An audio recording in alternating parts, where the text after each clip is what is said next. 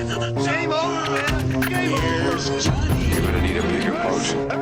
Why so serious? Roll out. I am Iron Man. This is a tasty burger. Welcome to the In Session Film Podcast. Hello and welcome to another episode of Chasing the Gold. I am Shadan Larkey. I have a very special guest with me today as we are on the cusp of festival season. So I've brought on an expert who I think will help me break down the major titles to look forward to in the fall. Special guest, tell our listeners and viewers who you are and what has brought you to the podcast today. Well, first of all, thank you for calling me an expert. That's the first time anyone has called me that. I'm Brian Susbielles, and I'm a senior writer contributor to In Session.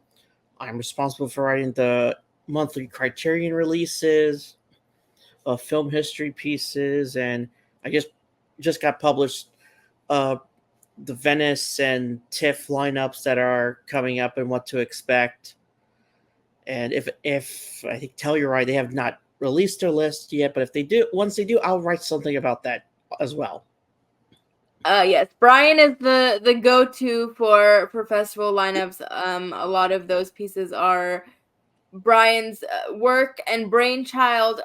Brian, so let's start with a little bit about yourself. Have you always been kind of a film festival nerd? How did you come to kind of take on this writing beat for yourself? I mean, I've always been into movies since I was a teen. Didn't think like I could do anything in the industry because, spoiler alert, I'm not that good of a writer. But that is not true. We will not screenwriter. Let me more specifically, Okay. dramatist. I cannot. It's terrible. I'm better All off right. saying why I like a film or why I don't like a film. So I joined in 2018, and the first film festival I went to was 2021 in I keep forgetting now. I'm blanking out the name of the festival I've gone to for the last 3 years. Middlesbrough. Here it is. Oh, nice. Middlesbrough Film Festival. I have a picture on my X account / Twitter with Rian Johnson after the showing of Glass Onion. And I've met Kenneth Branagh, I saw Belfast year before. Last year I saw Cord Jefferson and Emerald Fennell at their films. Oh, and Alex Payne was there too for the Holdovers.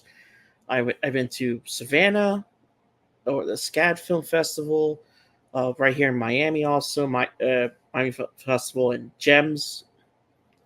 Hopefully, I can make more money and go expand my horizons to the other major film festivals.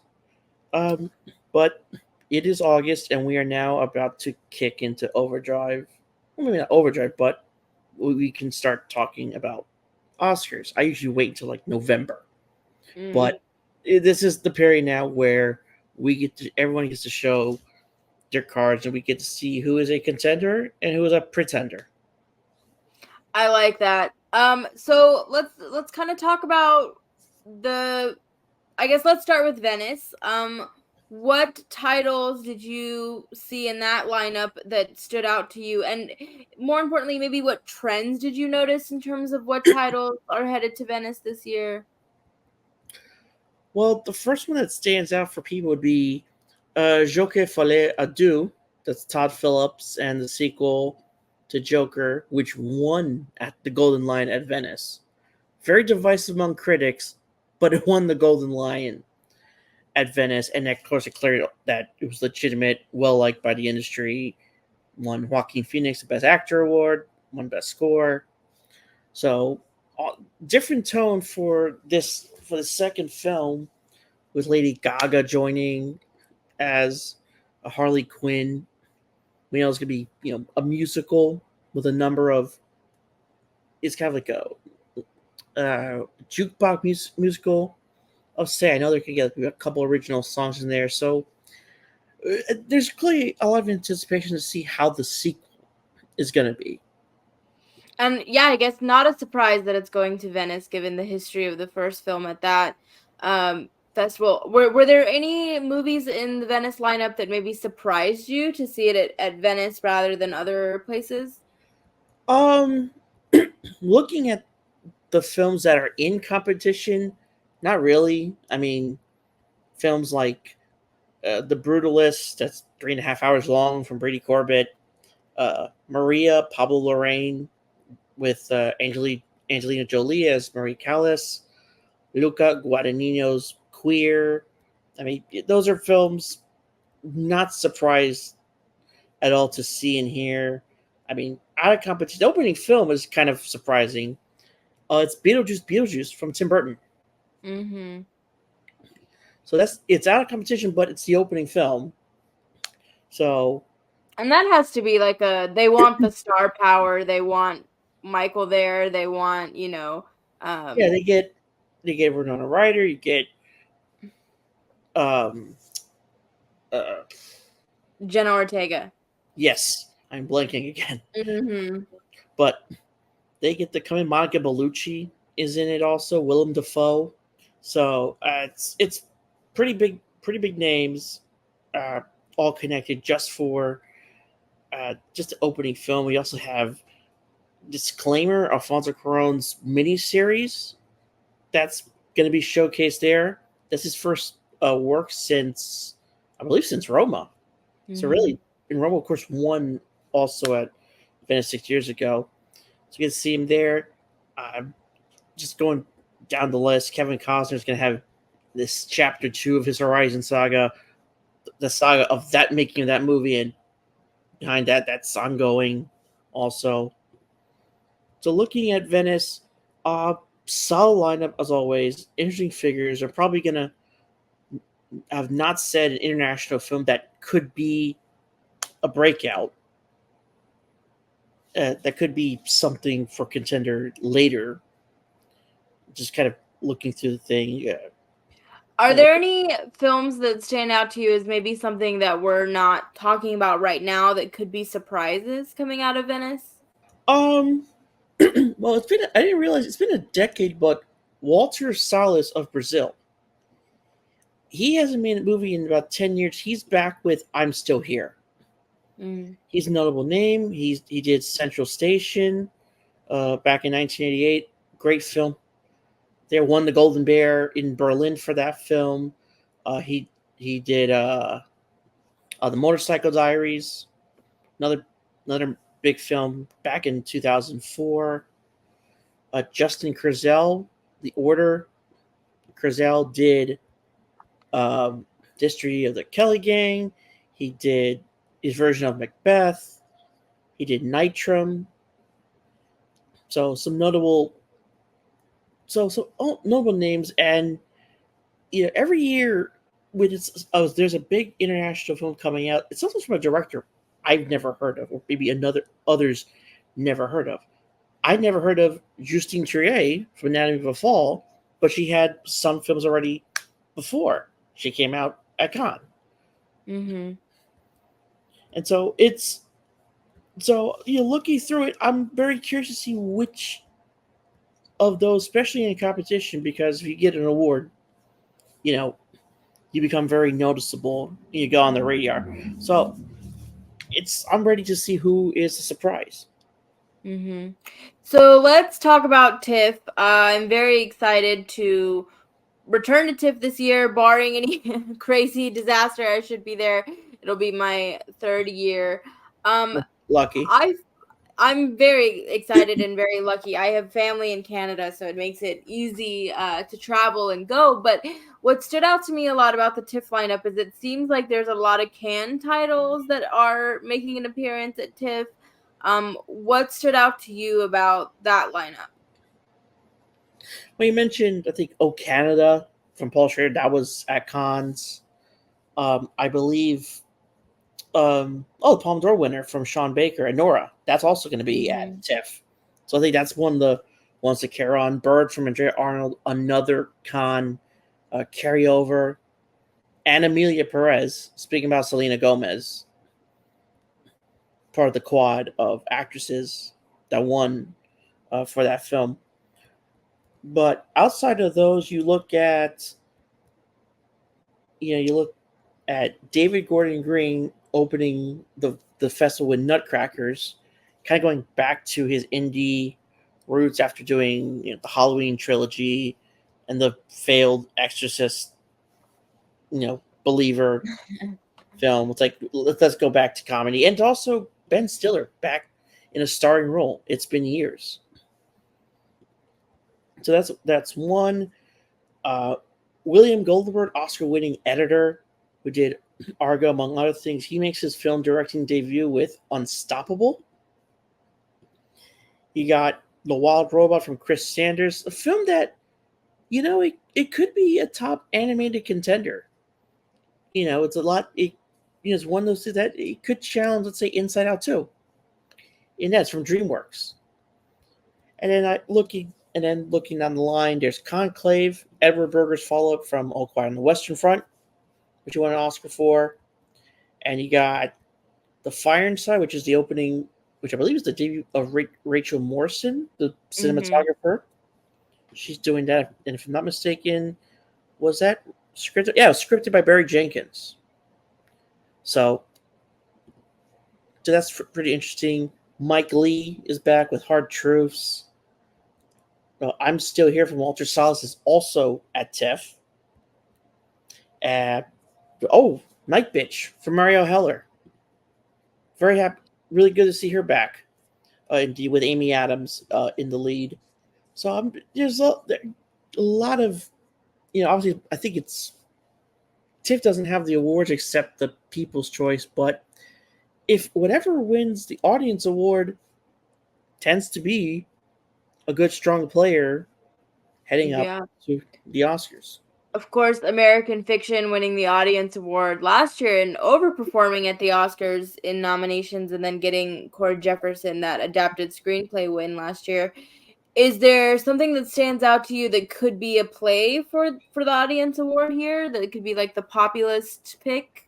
Well, first of all, Cord Jefferson, American Fiction won the Audience Award at Middleburg also. Nice. The audience ate that up. Cord Jefferson, charismatic, that read immediately when it ended. The adapted screenplay Oscar winner. So I'm not surprised it did that. But looking at what could get in, this is a family deal right here. The Piano Lesson adaptation from August Wilson, the playwright, starring John David Washington, produced by his father Denzel, and the director debut of the younger brother Malcolm Washington. So you got three different Washingtons, same family, all behind this play adaptation. Samuel L. Jackson also stars it, so that could be one. I'm thinking. And I should mention about the Piano Lesson, the role that Samuel L. Jackson plays here, he won the Tony for. Yeah. And he could be a very strong Best Supporting Actor contender this year. So I'm very much looking forward to that one. I'm very much too. I mean, I know Samuel Jackson. He said I've always wanted to win the Oscar. He only had the one nomination for Pulp Fiction. When he lost, if you look closely at the lips, he went shit. Like he wasn't happy. He lost to Martin Landau for Ed Wood. But outside of that, not an Oscar win that I would say has aged well in the years that have followed. Yeah, probably not. Probably not really. But it's serious drama. We know, seeing Ma Rainey's Black Bottom and Fences, they can pack a punch emotionally, go with performances and the technicals. So it's one to keep an eye out for. It's also from Netflix. Are there any films that you think could surprise that haven't been announced that could be making major festival runs? I'm thinking of, the Timothée Chalamet, James Mangold, Bob Dylan biopic that is potentially coming out this year. Is there something that you think maybe we haven't been talking about that could surprise? I know it's coming out the Bob Dylan one. Maybe this is just me. My intuition says it's not going to be as big. Like I'm thinking it could be too much. That doesn't because the bigger the anticipation, the higher the risk it would. If it doesn't live up to it, it falls. And I almost kind of get that sense. Just vibes entirely. Obviously I could be just dead wrong. So, but again, American Fiction, new time director, Cord Jefferson, didn't know about it until it showed up. So again, it could be one of those things like, oh, this film is big, and then you see it carry on. So, yeah. And as we mentioned at the top, Telluride and New York Film Festival have not announced their full lineups yet. But I do want to touch on 3 films that we know are going to be at NYFF. So Pedro Almodovar's The Room Next Door is going to be the centerpiece. Steve McQueen's Blitz, which I'm very excited. We need to talk about the Saoirse Ronan of it all. It's going to be the closing film, and then the opening film is going to be the adaptation of The Nickel Boys from Colson Whitehead.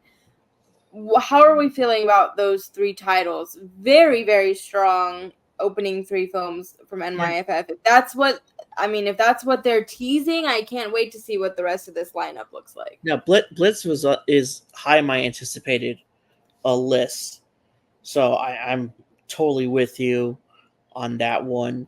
Room Next Door is also going to be at Venice. Also. So it's going to make its debut there. It's also the first English-speaking film, a full-length feature, not the shorts, by Almodovar. I think he had another one he was trying to do with Cate Blanchett. That kind of got stuck, so he went to do this one with Tilda Swinton, who was in using, I think, the first short he did in English. The Human Voice, I believe it's called. Mm-hmm. You got her. You got Julianne Moore. John Turturro's in it. So, and it's a more of an emotional mother-daughter drama. Just bread and butter. Something he has always been good at, making films with those type of connections or disconnections. So those are 2 names I've really anticipated a lot in particular. And we should mention, Tilda Swinton has not made a comeback to the Oscars since her win for Michael Clayton. And it really feels like maybe this could be a film that sees her back in the conversation. She's had so many lauded performances since then, but she hasn't been able to get a nomination and come back. So I'm very interested to see how that performance in particular is going to play out. Oh yeah, absolutely. And Julianne Moore, she won 10 years ago for Still Alice, and maybe they come and really buy Almodovar, in the full English film. He is a past winner, and of course, Pain and Glory was a Best International Feature Film nominee, and then Nickel Boys, anything that has the production of Gigi Gardner and Jeremy Kleiner, which is from Brad Pitt's company. Those are always ones you got to look for. Look for, because they could be something, a hidden gem. And they're producing Nickel Boys, and I think they're doing maybe like 1 or 2 other films that they're connected to. I think they're doing the Rachel Morrison film also. And again, I mentioned they could be sneaky good because they're the ones who did produce Moonlight, and they also produced Minari. 2 secret. Absolutely. And I want to talk about Blitz because Steve McQueen, Widows, unfortunately was not maybe the Oscar player that many people were anticipating, a movie that I absolutely adore. It's been a while since we've seen a film from him. He, of course, I think had small acts, but in terms of a cinematic experience, it's been a while since we've seen something from him. Where do you think that this could be something that lands, or do you think that this is going to be something that is going to be well admired, but not maybe an Oscar play? Well, any World War II film is always attractive to people, and he's doing it, about the Blitz in World War II in London. Sounds like it's going to be an intense film. Knowing, if you know the historical background of that one, it could be big. Saoirse Ronan, Harris Dickinson, Stephen Graham is also in it. So it could be like a 1917 where it's really, really well liked. Of course, 1917 got jumped at the end by Parasite for Best Picture. So you could see, he could win. He could be up for director because he didn't win director for 12 Years a Slave. He only won Mhm. producing, lost to Alfonso Cuarón for Gravity. So very, it's at least Apple who's doing this. Pretty good record with Coda. They chose the Flower Moon.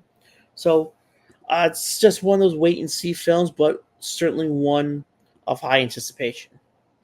And it's interesting because I believe Blitz is sort of Apple's big horse, maybe even the only horse that they're really carrying through this year. So they're putting all of their weight behind it. And speaking of Saoirse Ronan, so 4-time Oscar nominee, she also has the Outrun this year that's getting a lot of buzz as well. I don't know what you've heard about that, but I'm curious if you think that those two performances, are they going to aid the narrative or potentially maybe cancel each other out? I feel like Blitz could do it because she's the lead. She's got the look, veteran actress, recognized since she was a kid in Atonement. Mhm. I mean, you had Brooklyn, and then you had Little Women. I mean, it's those are it carries it it keeps it stays in people's minds. So it's a film with her in it that can absolutely go move forward. Are there any other titles, again, that maybe are on your radar that we haven't talked about that you think people listening, or maybe films that you might wanna advocate for people to keep an eye on? I know Ron Howard is getting a bad rep right now with JD Vance and Hillbilly Elegy. I can Yeah. pray. I hope another film from TIFF. It's a survival film. It's called Eden. Anna de Armas, Jude Law, Vanessa Kirby. I hope it's good. I hope that it's really good. I mean, I actually liked 13 Lives. I thought it was a really good Mhm. film. Just didn't get any bounce whatsoever. So maybe Yeah, Eden can Ron do it. Howard, certainly, I would say a complicated track record. I think he has sort of his share of hits and misses, and but I mean, he is a name that attracts attention, and I think, as you mentioned, the cast. So that is one that is definitely going to be on my radar as well. What about films from earlier this year that you think are still in the conversation, or films that you have loved that have stayed with you from earlier in 2024? Well, you gotta go with the two big sequels, Dune Part Two and uh, Mad Max Furiosa, or Furiosa Mad Max Saga. They were big Oscar winners in the past. They both had well recognized sequels. They're acclaimed. Do they come up with the same amount of success? I mean, not sure. June was earlier compared to the first one was in October. This was, what was it, February or March. March? Yeah, it was Yeah. early, very much early. So I don't know if people will keep a mind in that. I mean, Furiosa came out at the same time that Mad Max Fury Road did. So uh, that is just a matter of wait to see there. Um,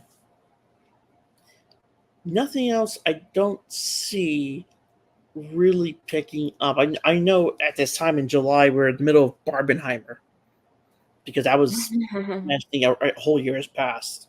But Mhm. that was a totally different. That's I don't know if we'll ever get that thing again. We're back to regular blockbusters like Twisters, Wolverine, and Deadpool. I don't. There's nothing outside of Dune Part Two and Furious I can see that could be a threat moving forward. You mentioned Luca Guadagnino's Queer is going to be at Venice. That is a lot of buzz around Daniel Craig and that performance. Do you think challengers and sort of the narrative of having two sort of hits is gonna play into that, or do you think the challengers could maybe be a screenplay contender, or do you think Queer is gonna kind of cannibalize all of the Oscar attention for Luca this year? I think honestly for challengers, you're looking at possibly Zendaya. I'm not sure about the screen. I mean, the same screenwriter, Justin Kuritzkis. I can't. If I butchered that last name, my apologies. But he wrote Challengers, and he's the scriptwriter to Queer, which is from a William S. Burroughs novel. Big name. It's gonna be 2.5 hours. Um, I know if certain quarters can be turned off just by the title. Are wondering, is it? Cause it's could be it's going to be different knowing the story and the setting. Daniel Craig could be one of the more stronger dramatic performances, or it could be one of those divisive films, something like Bones and All was back then. So I don't know. I don't know. Maybe it's something. Maybe it turns into something. But if I had to take a guess, I'd say not as much as we think it is. Interesting. No, I think actually Bones and All is a good comparison here, that not everything Luca makes is inevitably an Oscar play. I mean Suspiria as well. So we'll see. Um are there any other films that we need to touch on just in terms of festival lineups or just contenders in the fall that you have your eye on? I'm really trying to think about that one. Um, can just kind of skipping through one by one just in case if I miss anything. Well, let me ask you about Anora, which was, of course, won big at Cannes and is going to be at TIFF. Do you think that could be Sean Baker's sort of big Oscar transition here? Do you think that that's going to sustain the same? Because we've seen this happen a lot, where a film will do great at one film festival, but then another film festival audience will not respond the same way. What do you Yeah, anticipate for Anora? you know, uh, his films are so out there, are like on the fringes, that as much as I really loved Red Rocket, I knew there'd be zero traction with the Oscars. Honora, is it close enough to mainstream where the regular votes will like it? Maybe it is kind of a romantic comedy. A lot of it with a bit of international mixing because it's about a young woman suddenly marries the son of a Russian oligarch. The Russian parents are like, no, we're trying to come in and break it up. So maybe it would depend on how people see the film. If it won at Cannes, it certainly could. It certainly could do it. Another film is Maria because it's Pablo Larraín. It's like the continuing trilogy of doing a biopic of a certain period. So you had Jackie, you then had Spencer, you now have Maria with Angelina Jolie as the opera singer, Marie Callas. Just by that alone, thinking that could be a Best Actress nomination for her. Yeah, an impeccable history of Best Actress nominations for those biopics you mentioned. And I think Jolie, I mean, kind of in that same line with Tilda Swinton, is very much due for an Oscar comeback.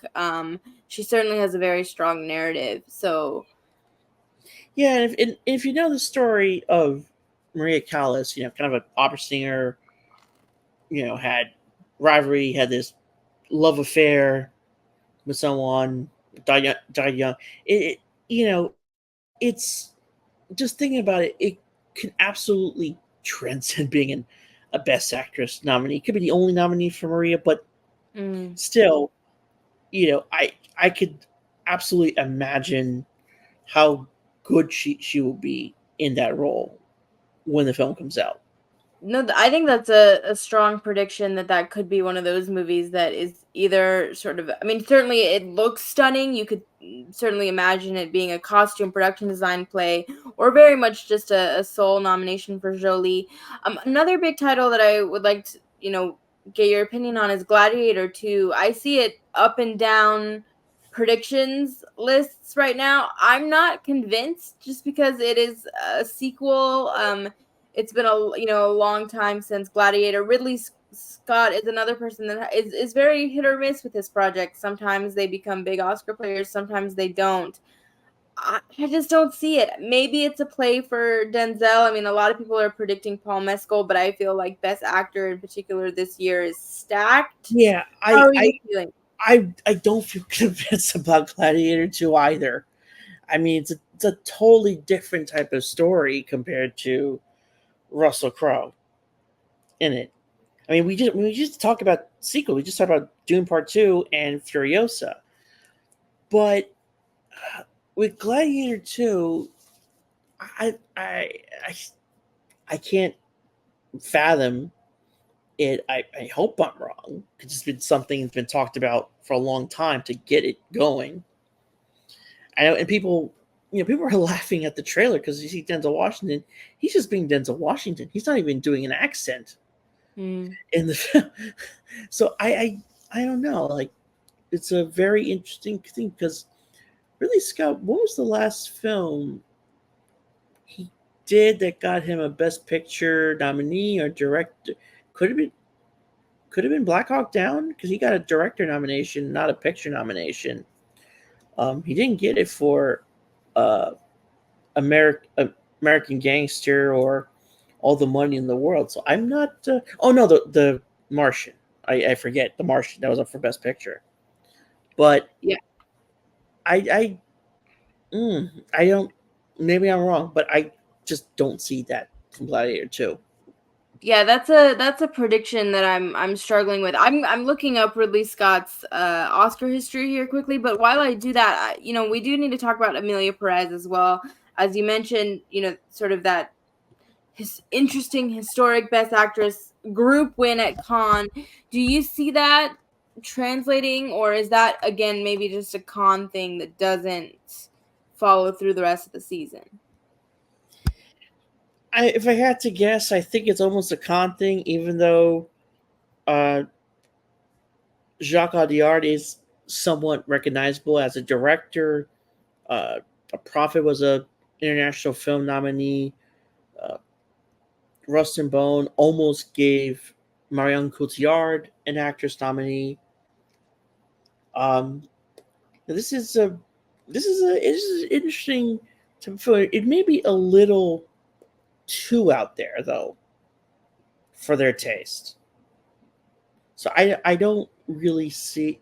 I don't really. It almost feels like Annette. We know how the story of Annette wasn't that being a musical, so I personally don't. But but it depends. As I asked you about titles from earlier this year. I've talked about Sing Sing ever since March. I love Sing Sing. I think Coleman Domingo has the strength to go all the way. And I just saw Dee Dee, which is a really sort of sweet coming of age story that I think could potentially be a best screenplay contender. So I would say maybe those are two films that are standouts for me that I would advocate for. But I definitely agree that I think our contenders are going to come out of the festival season, and I think this would be a very interesting conversation at the end of September versus where we are now, right? Yeah, I saw Sing Sing just recently. Well, I liked it. Coleman Domingo was really good. I don't see I don't see it really being pushed forward towards the major awards. Dee Dee, you know, does it have the same legs as Minari from Sundance Forward? Can't rule it out for screenplay. You're definitely right there. I haven't seen it. I think I am going to see it next week though, so I'll get a better gauge when I see it myself. We should mention, Ridley Scott, the last Oscar nomination of his was Best Picture for The Martian. So it's been a while since he has been in the conversation. Speaking of a Sundance film that I've seen a lot sort of in the periphery of predictions is A Real Pain from Jesse Eisenberg. A lot of people predicting Kieran Culkin making a supporting actor play. I'm not sure how convinced I am about that either. I don't know if that one has the legs to survive sort of Sundance buzz and sustain it.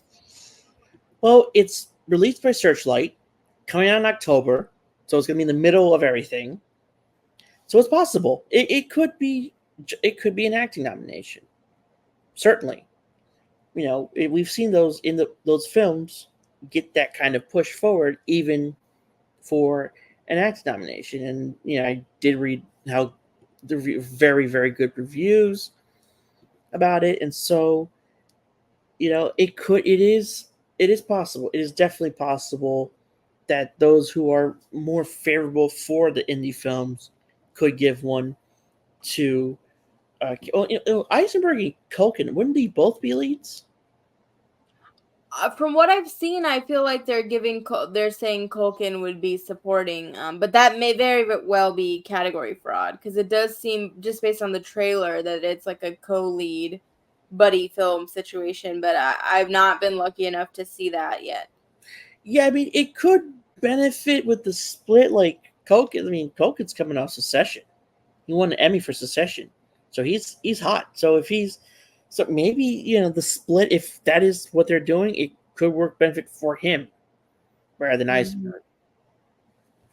It seems, I'm curious if you would agree with this. It seems like this year seems like a stronger year for maybe like actor and supporting actor rather than actress and supporting actress. Seems like a little bit, or maybe we just haven't seen the contenders yet, but I can already think of like, I don't know, 10, 15 names right off the bat for actor that is going to be very competitive. And it seems like actress, maybe we just haven't seen as many.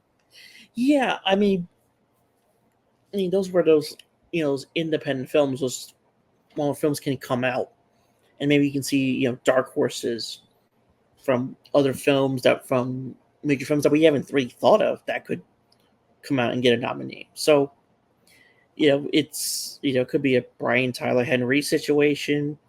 Out of nowhere, he comes in from, was it Causeway? Causeway, one of my favorite movies that like out of nowhere he gets nominated. That was a very nice surprise. Mm-hmm. Yeah. So it could. So we're gonna see. I think we're gonna see a lot of those, and it's a matter of what feels like that could be that big surprise. The dark horse. I don't think there was any dark horses from the last Oscars. I thought getting in for a nomination. I feel like last year felt like by the time we got to nomination, there was a consensus. Like we did have some surprises like Sterling K. Brown, but that didn't even feel like it was coming out of nowhere. It was kind of one of those things where, in hindsight, it made sense. Yeah, he won. So it'll be interesting. He got a SAG nomination and from a Best Picture film. Brian, as we wrap up our conversation and I let you go, what kinds of things are you watching right now? What kinds of things are you sort of engaging with? As I mentioned, you do amazing columns about Criterion. So if there's something there that you want to talk about, but I'd like to give you this space to sort of tell me what you've been nerding out about, whether it's Oscar related or otherwise.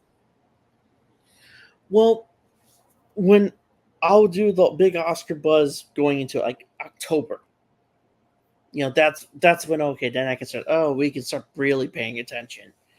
So for now, I'm just on the Criterion train. It's August 1st. They have a bunch of new movies coming out. I missed the list, so I'm gonna have to look it up after this to see what has been added for the month. But it's always it's always for me it's always exciting. Okay, so I'm going to put you on the spot here. I don't know as much about Criterion. I should. It's a terrible blind spot. But what are like the maybe 3 titles that I absolutely need to watch, or if I was going to start somewhere, where would I start?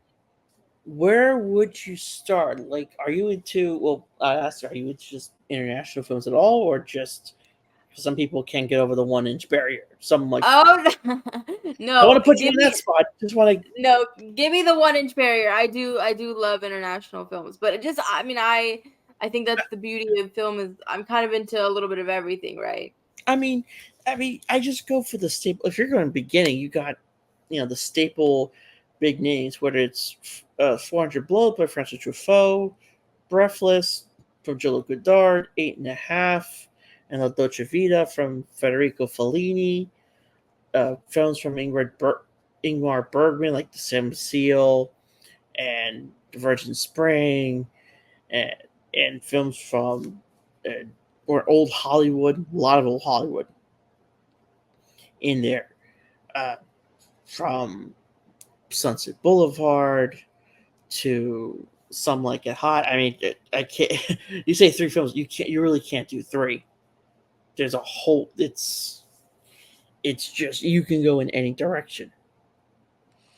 Well, as I mentioned, Brian has a lot of really good content on In Session Film. If you are interested in Criterion, and check out his sort of look into the TIFF and Venice film lineup. Whether you are going to those festivals or not, I think there's a lot of really good sort of preliminary content there of what to keep an eye out on um for the festival season. For me, we are smack dab in the middle of the Olympics, and I'm a huge Olympics nerd, so I've just been watching a lot of gymnastics and swimming. I did catch up with Dee Dee this week, which was wonderful, and I really, really enjoyed that. So I highly recommend. But yeah, I'm just cheering on Team USA here. Brian, tell people where they can find you on social media and promote yourself and your work as we say goodbye here. You can find me on Twitter at Brian underscore Cine, aka the Sin Man, or you can find me on Blue Sky. That's a whole lot, the whole longer name for that, but you can also find me on Blue Sky also. Brian at Susbielles. I can't even give you the whole name, but you can see also on X too. And I come out every other week or every week with something different written. So I think this week I came out with what to see with the August releases, and hopefully when we get the list from Telluride, I'll write something about that also. Yeah, I would love to have you back when we get more film festival lineups to dig through. I'm at Shadan Larkey. Please follow at In Session Film Chasing the Gold. I don't know if you can see my shirt, but we do have Chasing the Gold merch available for anyone who's interested in buying some podcast merch. But rate us, leave a review, tell your friends, follow us, and let us know what films you guys are most looking forward to. Tell us how wrong we are about the discussions we've had about what we think is going to be a major player. Gladiator 2 is probably going to win Best Picture, and then we can look back on this podcast and have a good laugh. But Brian, thank you so much for your time. Thank you for joining me. I really appreciate it, and I had such a great time geeking out with you. Thank you. All right, guys, we'll catch you on the next one.